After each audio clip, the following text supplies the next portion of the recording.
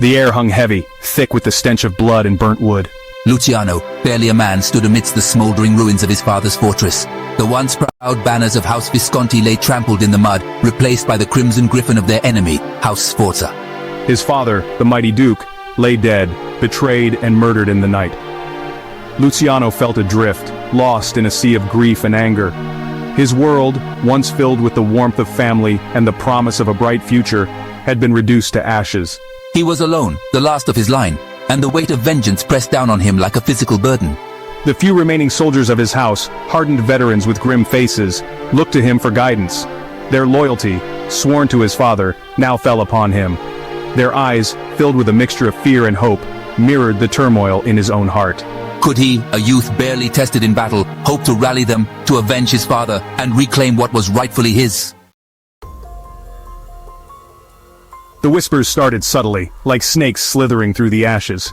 Marco, his father's most trusted lieutenant, a man who had shared their table and their secrets for years, was the architect of their downfall. He had betrayed them, opening the gates to Sforza in exchange for power and gold. The thought of Marco's treachery cut deeper than any blade. Luciano had seen him as an uncle, a mentor, a friend. To learn that he was the architect of their ruin was to have the very foundations of his world shattered. His grief was now intertwined with a burning rage, a thirst for vengeance that consumed him. Luciano, fueled by grief and a growing sense of duty, embraced the mantle of leadership.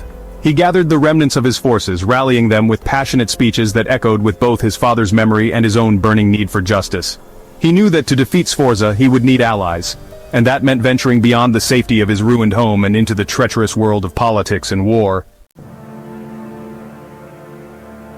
Word spread throughout the land of the young Visconti heir, his heart ablaze with vengeance. He became a symbol of defiance, a rallying point for those who had suffered under Sforza's tyranny. Many flocked to his banner, drawn by his charisma and the promise of retribution. Among his new allies were the fierce mountain tribes, renowned for their ferocity in battle, and the cunning Duke Orsini, whose strategic brilliance was matched only by his ambition. Together they formed a formidable alliance, united in their desire to crush Sforza and restore balance to the land. Luciano proved to be a natural leader. He was a fearless warrior, leading his troops from the front, his black surcoat becoming a symbol of both dread and hope. He was also a shrewd tactician, outmaneuvering his enemies and striking at their weak points with ruthless efficiency. He became known as the Black Lion, a fearsome warrior king whose roar echoed across the land. As Luciano's power grew, so too did the whispers surrounding his family's legacy. Legend spoke of an ancient artifact, a powerful talisman passed down through generations of Visconti rulers. The artifact, known as the Onyx Hand, had been lost for centuries, its location a closely guarded secret. But Luciano, driven by destiny and the need to defeat Sforza, became obsessed with finding it. It was said to grant its wielder unimaginable strength and wisdom, making them invincible in battle. I sought out ancient texts, consulted with wizened scholars, and explored forgotten ruins, all in pursuit of this legendary relic.